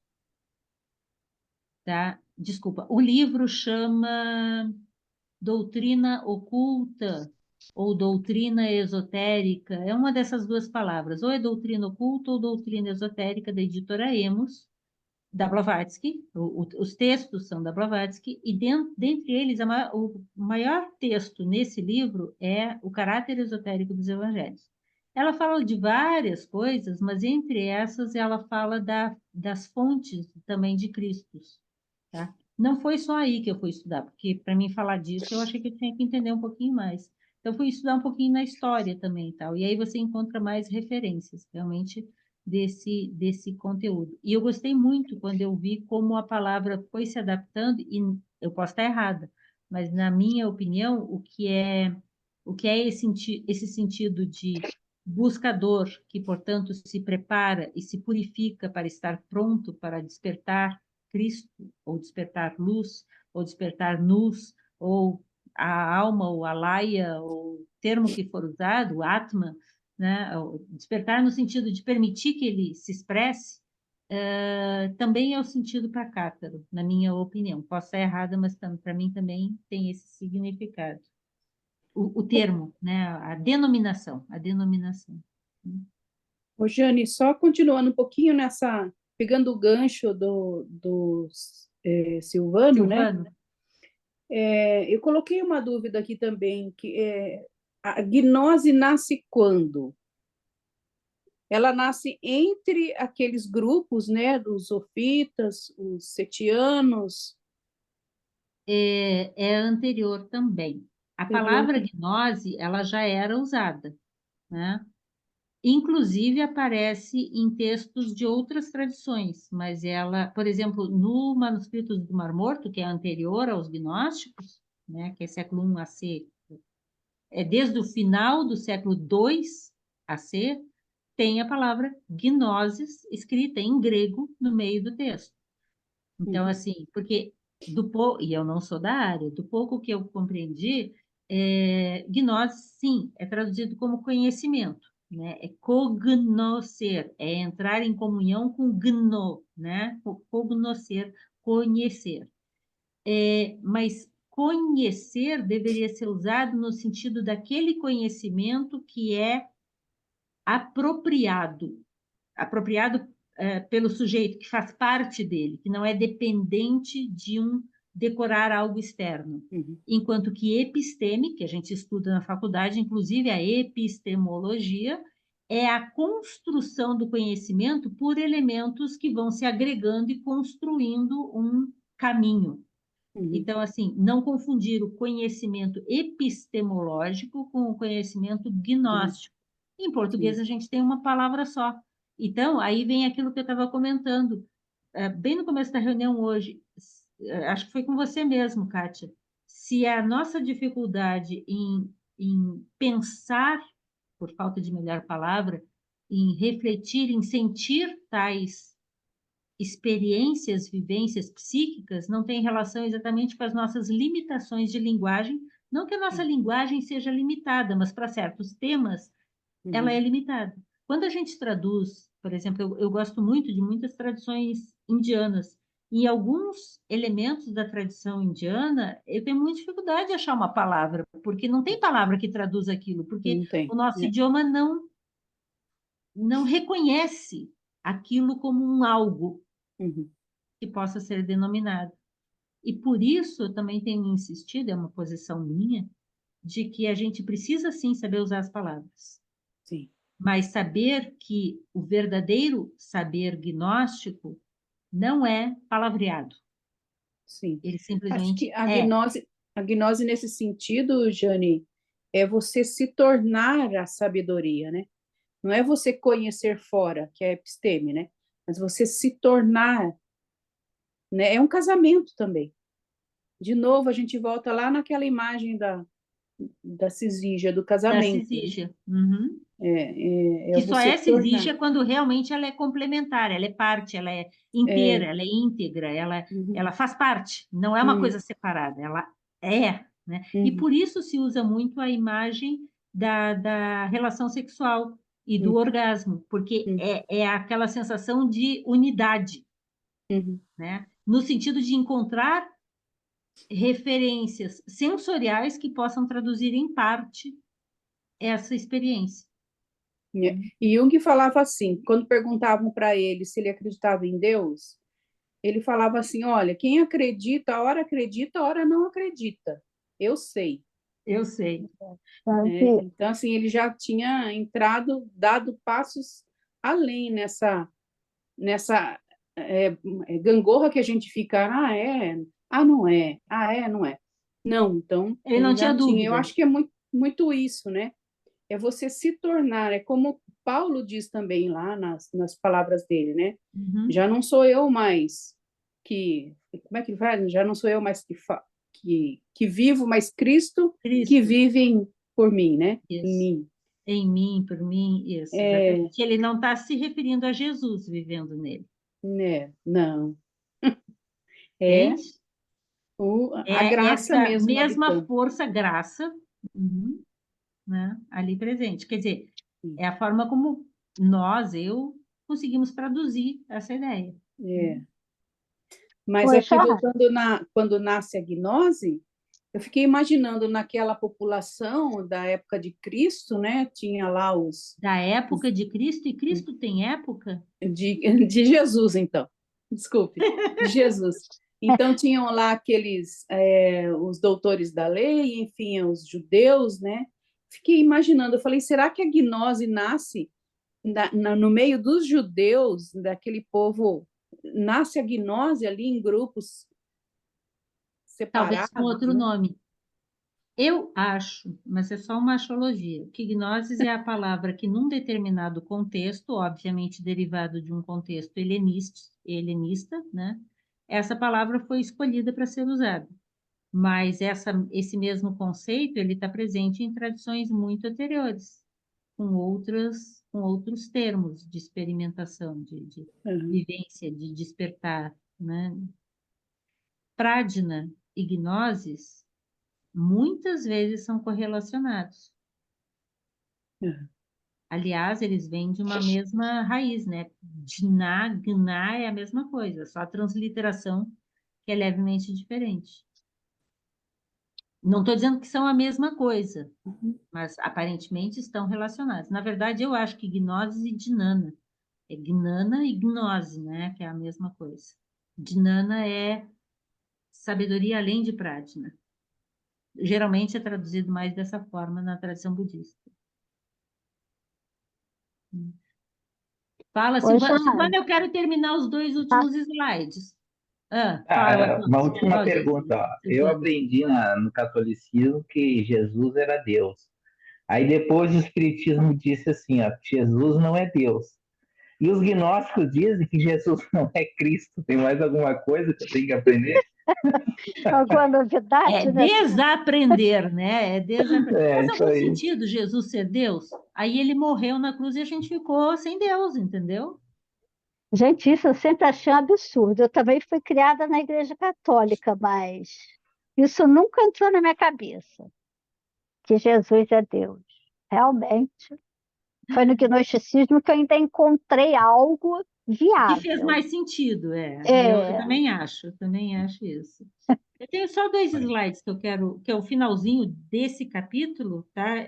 E que tem um pouquinho disso que vocês estão falando. E aí eu fecho para a gente conversar, terminar de conversar. Está muito boa a conversa.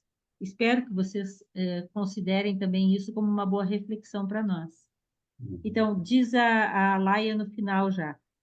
É característica de escritos reservados não estarem preocupados, eu tinha lido isso, com criar uma história, né?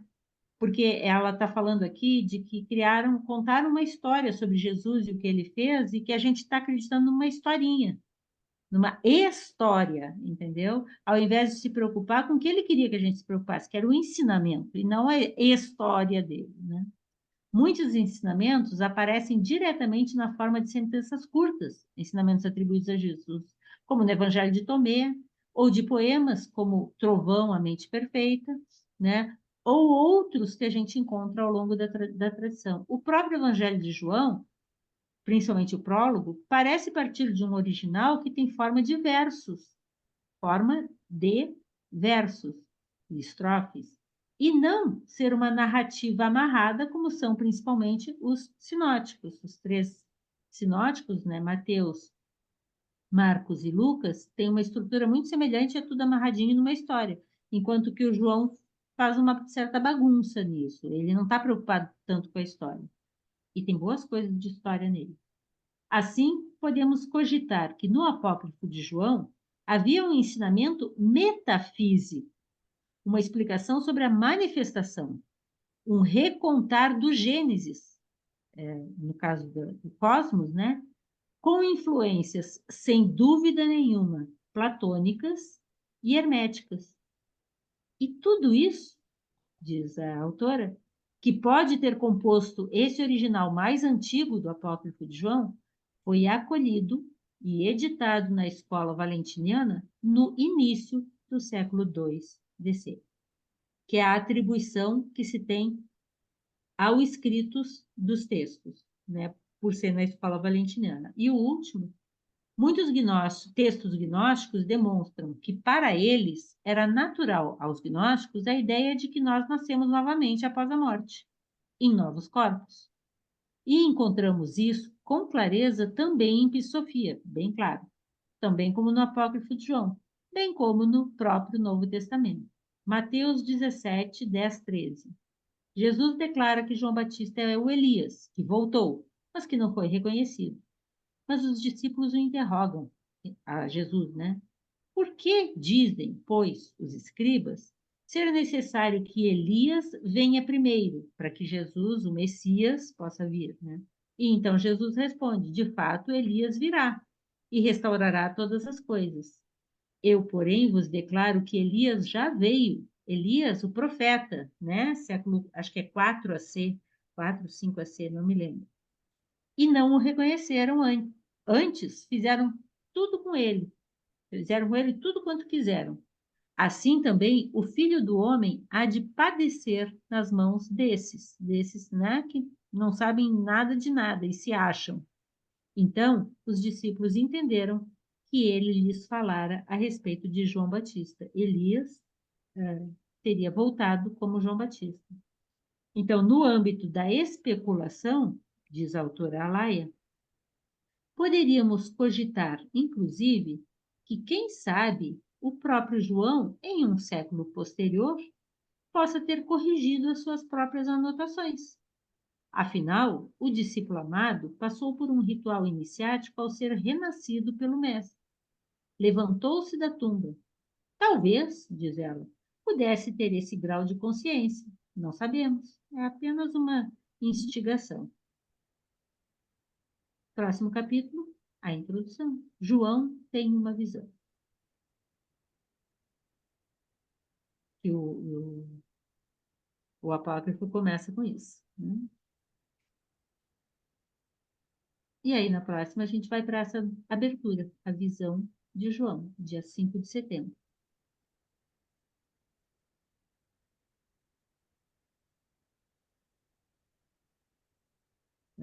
Cadê? Aqui. Pronto. Ai, deu uma canseira. E uma excitação ao mesmo tempo. Fala. Pai.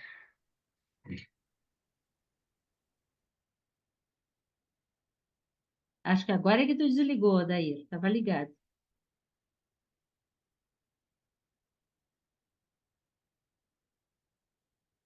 Ah, não vai falar, Adair? Eu achei que você ia falar. Não, só um comentário sobre a gnose.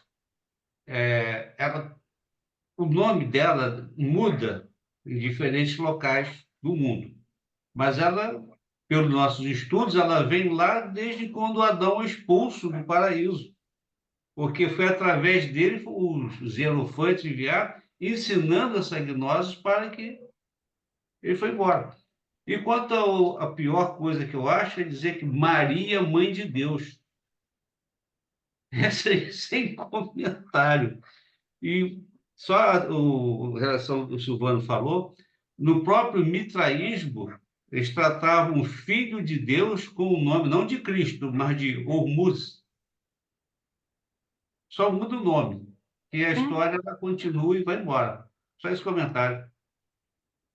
Em aramaico, gnose é manda, né? De onde decorre mandeanos. Né?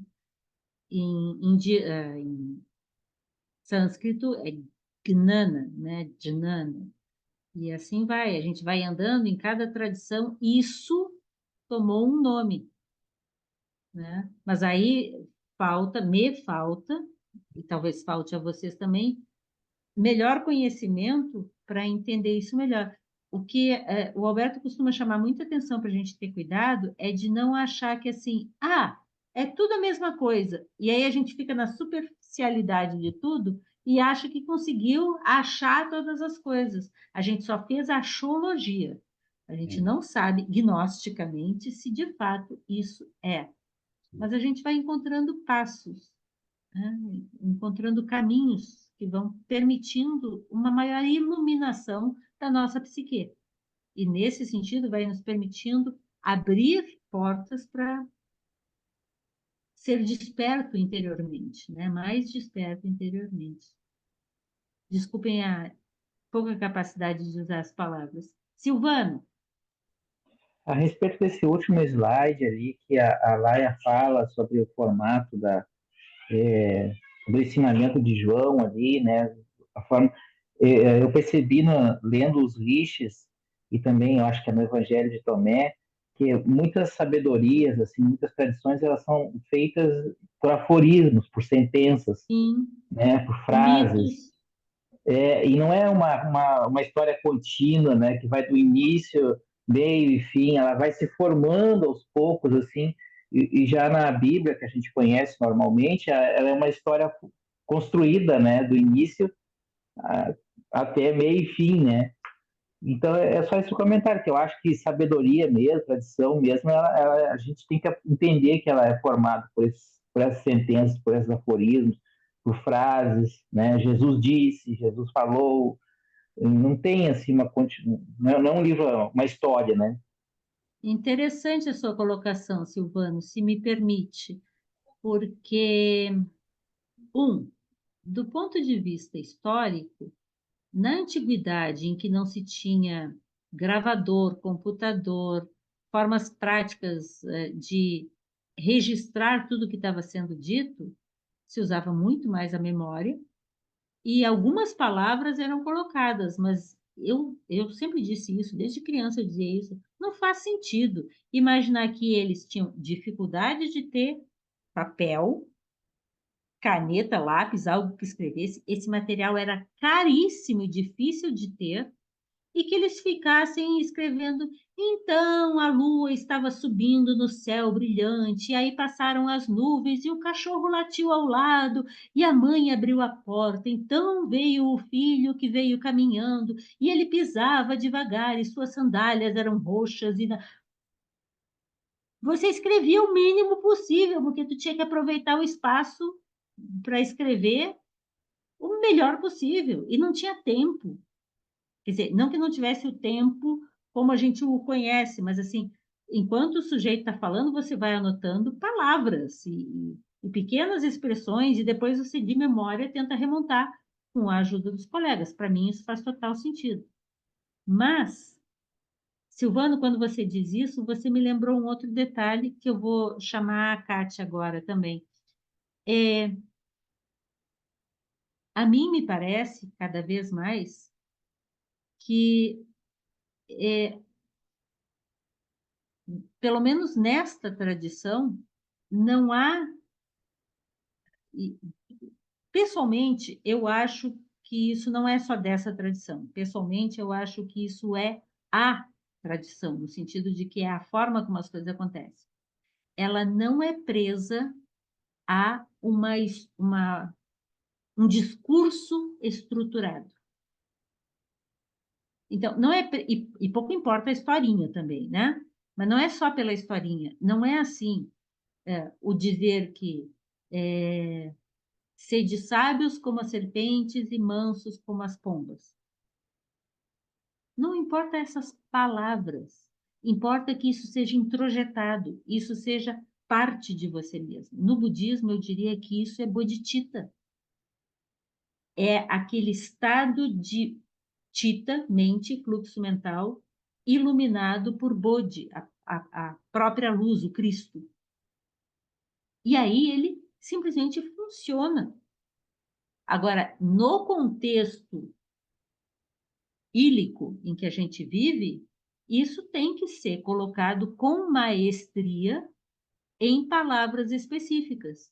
Então, eu conheço pouco de Jung, né? Mas, assim, a mim me parece que quando Jung defende os mitos, é muito nesse sentido, para não dizer que isso é isso e aquilo é aquilo. Maria é a mãe de Deus. Não! Não é Maria que é a mãe de Deus. Maria foi a mãe de um Mahatma, de um ser humano que andou muito no caminho, e, de certa forma, com isso, não deve ter sido por acaso, ela não devia ser uma mulher qualquer que, de repente, ficou grávida deste homem, né? E foi por meios naturais, podem ter certeza, né? Então, assim, eu tenho muito para mim isso, que não é as palavras que importam, mas o que a gente consegue, por isso elas têm que ser muito bem escolhidas, depreender gnosticamente daquilo que está sendo dito. Intuir, sentir, perceber, o que não significa palavras nada valem. O que importa é o coração. Não, não, também não é ficar dançando na maionese, né? Mesmo porque, Jane, o Jung fala também que cada um de nós que está aqui entende o que está sendo dito de uma maneira. Isso. Enfim, isso tem outras consequências anteriores para se chegar nisso. Mas eu não quero entrar nesses detalhes. Mas o fato é que eu entendo de um jeito, o Odair entende de outro, a Cláudia de outro, e assim por diante, né? Porque isso depende da nossa história de vida, né? Da nossa história de vida, da nossa Presente cultura. e pregressa. Sim, o que a gente já aprendeu, enfim. Então, o que é dito aqui, cada um introduz de um jeito, né? Então, claro que quando você tem uma palavra adequada no momento adequado, isso facilita muito, né? Mas não é só isso, não. O conhecimento, ele acontece de muitas formas, de muitas maneiras. Assim, o uso do símbolo, né, que Jesus usava muito, né, para contar as histórias, as parábolas, vamos dizer assim, uma didática maravilhosa, porque não é uma delícia quando você está ali ouvindo uma historinha infantil que seja, né? Ah, que gostoso aquilo, né? Mas de verdade, lá dentro, você está construindo outro tipo de conhecimento. Esse sim é válido, aquele que está lá dentro, não esse aqui fora, no caso das historinhas. Perfeito. Mas eu acho que é isso mesmo.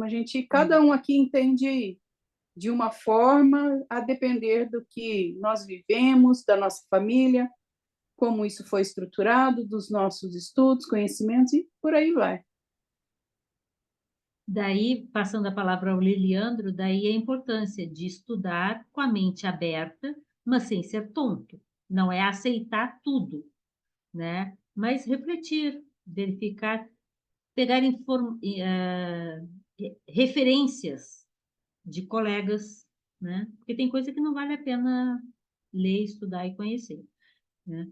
Ou pelo menos na minha opinião, não. Na verdade, é óbvio que tem coisas que não vale a pena, né? Agora, o que é que vale a pena ou não é um discernimento que a gente precisa. Não é à toa que viveca é a primeira qualidade defendida pelos hindus, né? Você tem que ter viveca primeiro, que é o discernimento sábio. Mas para chegar aí, né, Jane? Você tem que estudar muito. Há que se ter comido muito sal. Você tem que largar os seus apegos, né? Quando a gente chega aí, a gente nos já andou salva bem. aí. Liliandro nos salva. Tudo bem? Viu, Tudo Jane? bem. Só um comentário a respeito do que você está falando. É assim, então, o que nós estamos tratando aqui é toda uma questão que eu tenho que analisar dentro de mim. E o homem sempre foi construído para ser dependente, entendeu? Então, Deus está fora, todas as coisas estão fora, entendeu? Então, tem alguém, um rei que Você não é manda. capaz, você não Isso, pode, você tem isso, que é tudo seguir. fora. Então, é assim, eu vou buscar todas as coisas fora. Então, até as palavras faltam para explicar aquilo que é interno, porque eu não estudo internamente, né? Então, só aquele que vai buscar isso, por exemplo, no caso, quem estuda para fazer digamos assim, eu vou trabalhar com a terapia e tal, ou por gostar, que vai tentar entender a si mesmo, ou conhecer a si mesmo. Senão você não vai entender esse apócrifo aqui de jeito nenhum. Como que tu vai pegar certos termos que tem aqui e colocar isso dentro de você e entender aonde que está isso? Não tem como, entendeu? Então, assim, a construção do homem é voltada para fora, sempre para fora. Então, assim, quando chega o tempo de eu começar a olhar para dentro, opa, peraí. Aí eu Aí me começo. faltam elementos, degraus, apoios. Isso. Então, assim, tem gente que chega ao ponto de, digamos assim, quando precisa buscar a interiorização, ele vai, digamos assim, é, digamos, eu vou para a igreja. Tu não vai aprender nada, entendeu? Em termos históricos, em termos do que por exemplo, certas coisas, o que Jesus explicava, o que representa tudo isso dentro do ser, entendeu? Então, é complicado isso, né? Porque a gente se acostumou a olhar para fora e buscar fora. Agora, quando você tem que olhar, ler, estudar esse termo aqui, e aonde que eu encontro isso dentro de mim? O que representa isso dentro do ser? É complicado, né? Fica difícil, né? Mas tem que, vamos, vamos buscar, né, para entender tudo isso, né? Se não Concordo. for dessa forma, a gente não vai compreender, né? Então, eu entendo o seguinte, que certos termos são complexos, muito complicados, mas eu tenho que ir tentando ir buscar aonde que isso se encaixa dentro de mim, né? O que significa isso, né? O que o mestre estava passando por discípulo, o que ele estava entendendo, aonde que se aplica isso, né? Ah, Exato. e não só o conceito, né? Porque isso é uma prática de interiorização, sentir e trabalhar, né? Com isso, né? Eu digo para vocês que eu consigo, quase provavelmente, declarar, como é? Dizer todo, de memória, o hino de Jesus. Se eu disser aqui o hino de Jesus todo de memória, eu sei todas as palavras, vocês acham que eu estou vivendo aquilo? Né? Então, assim, a gente confunde muito e a nossa formação de educação favorece isso muito. Você é bem visto se você sabe falar, mas você sabe aquilo? Cláudia, e gente, nós já passamos das 9 horas. Sim, rapidinho. É que o Liliandro estava falando e me veio uma pergunta que uma amiga me fez. Ela falou assim, Cláudia, eu não tive, para falar a verdade, eu não respondi porque eu nem soube responder. Ela falou, Cláudia, olha só, se eu já sei, se eu já acredito que eu vou morrer, vou reencarnar, vou voltar, que estudar tanto? Eu te juro como eu fiquei olhando assim e não soube responder. Assim, não... Mas eu achei muito, porque o Liliandro estava falando, me veio imediatamente essa pergunta, quer dizer, é simples, né? Você é igual o evangélico, por exemplo. Não tenho nada contra, só estou dando um exemplo. Mas eu também fiz uma pergunta uma vez, falei assim, eles acreditam que depois que você morre, você adormece, né? Adormece. Aí eu fiz uma pergunta para ele, eu falei, mas como é que funciona isso? Depois acorda todo mundo ao mesmo tempo? e cabe todo mundo, porque são séculos e séculos e séculos e séculos. Ela virou para mim e falou assim: eu não penso nisso. Para o meu Deus, tudo pode. Então, assim, eu acho que essas pessoas, elas são, acho que até mais felizes, porque, né? Assim, porque elas, acho que elas colocam, né? É prático. Elas colocam na mão de um ser qualquer, Para você poderoso, serve, né? Cláudia? Para você serve? Não, de jeito nenhum, assim. A minha mãe fez a mesma pergunta. Para que tu estuda muito? Todo mundo vai morrer, você também, você já sabe que você volta, que... Uai, mas É, não aguento não saber. ela também me fez essa pergunta, e essa resposta, não. O meu Deus, tudo pode, quer dizer, é fácil, né?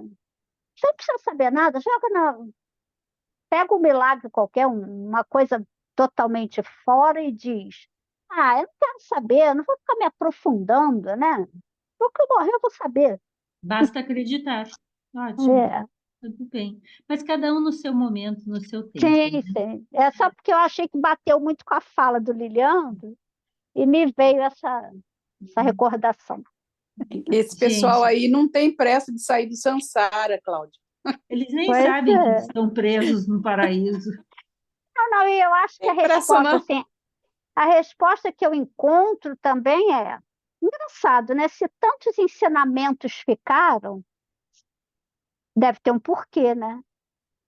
Porque tudo tem um propósito. Então, se você pegar desde aquilo que mesmo você não seja sua praia, por exemplo, o kardecismo, de qualquer jeito, Kardec deixou estudos, João Xavier, né? Lá o que eles acreditam, Jesus deixou, os apóstolos, Buda deixou. Deve ter um porquê, né? Não iam deixar à toa. E, Concordo com o seu o, raciocínio. e acho que o único ser aqui na Terra, agora, nesse momento, que pode ter acesso a isso é o humano, né? Então, eu acho que é bem óbvia a resposta, né? Por isso que eu acho que eu nem respondi. Mas Gente, é isso. achei Muito muito bom. produtivo, ou pelo menos assim, espero tenha sido produtivo para as mentes de cada um aqui. Eu me prometi que eu não ia estourar o tempo hoje, mas a minha desculpa é, eu estava sem relógio, o meu relógio ficou lá carregando e aí eu fiquei sem relógio, tá? Mas, de qualquer forma, na próxima, então, a gente vai ver da página 194 a página, acho que é 201, não tenho certeza, mas está lá no quadrinho, tá? Que é o início da conversa entre Jesus e João, e Jesus se apresenta e explica quem ele é, como ele está, e o que ele espera que João entenda nesse diálogo que eles vão fazer. Então, eu sugiro que vocês leiam o começo do Apócrifo, se quiserem, e leiam essas páginas, e aí a gente vai lendo com calma e fazendo, na minha opinião, assim, minha sugestão, fazendo em parte o que a gente está fazendo aqui, mas tem que ser produtivo. Eu quero que você se sinta instigado a estudar, a aprofundar, ver se faz sentido, né? E até porque quando a gente chegar no encontro lá em Brasília, eu estou em Brasília hoje, aqui em Brasília, lá em novembro, nós vamos falar desses assuntos, tá? Vai entrar esse tema, então, que a gente possa ter, aos poucos, ir encontrando as suas próprias palavras, os seus próprios elementos para a construção desse caminho, desse despertar, né? Usando a tradição que considerar melhor. Então, dia 5, a gente se encontra novamente aqui no Zoom e muito obrigada. Vamos fechar a Boa reunião? noite, pessoal. Eu vou fechar a reunião, peraí.